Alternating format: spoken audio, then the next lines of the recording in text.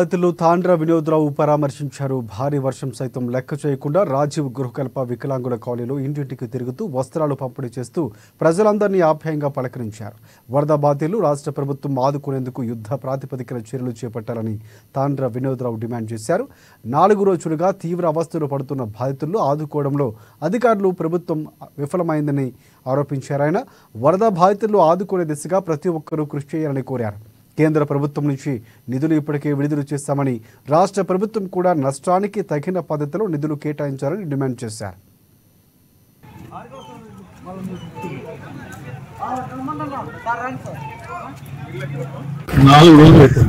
ఇంతవరకు వీళ్ళకి చూస్తే చాలా ఆశ్చర్యం జరుగుతుంది.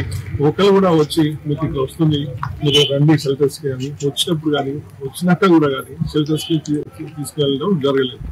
ఇంకొకటి, ఇక్కడ ఎప్పుడైతే ఉన్న ఛానళ్ళలో మొత్తం ఓవర్ నైట్ బట్టలు, గ్యాస్ సిలిండర్స్, ఫ్రిడ్జెస్, టీవీస్ అందరూ వాళ్ళ లైఫ్ ఎర్నింగ్స్ కూడా వాష్ అయినప్పుడు, వాళ్ళు కట్టుబట్టలతో ఉన్నప్పుడు మీరు కనీసం వారి దగ్గరికి మీరు ప్రతినిధులను పంపించి వారికి immediate food items, water items, blankets అని చెప్పినట్టు ఇంతవరకు ఈ నీళ్ళు తిరుగుతున్న ఏరియాస్ లో అయితే కనపడడం జరగట్లేదు.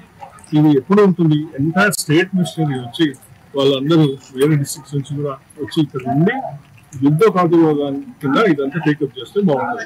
మరి 5-6 రోజుల తర్వాత మీరు వచ్చి 10,000 ఇస్తున్నాం, లేకపోతే ఇంకేదైనా చేస్తున్నాం అంటే ఈ 5-6 రోజులలో వాళ్ళు ఆదుకున్న వాళ్ళే ఎవరు? ఇప్పుడు మాలాంటి భారతీయ జనతా పార్టీ మొన్నటి నుంచి మీరు చూస్తున్నారు, మేము మా చేతనైంది మేము చేస్తున్నాం. చాలా వరకు ఇవాళ వీళ్ళు కూడా అంటున్నారు, వచ్చిన మొదటి ప్రజాప్రతినిధులు భారతీయ జనతా పార్టీ నుంచి వచ్చిన అన్నారు. మరి మిగతా వాళ్ళు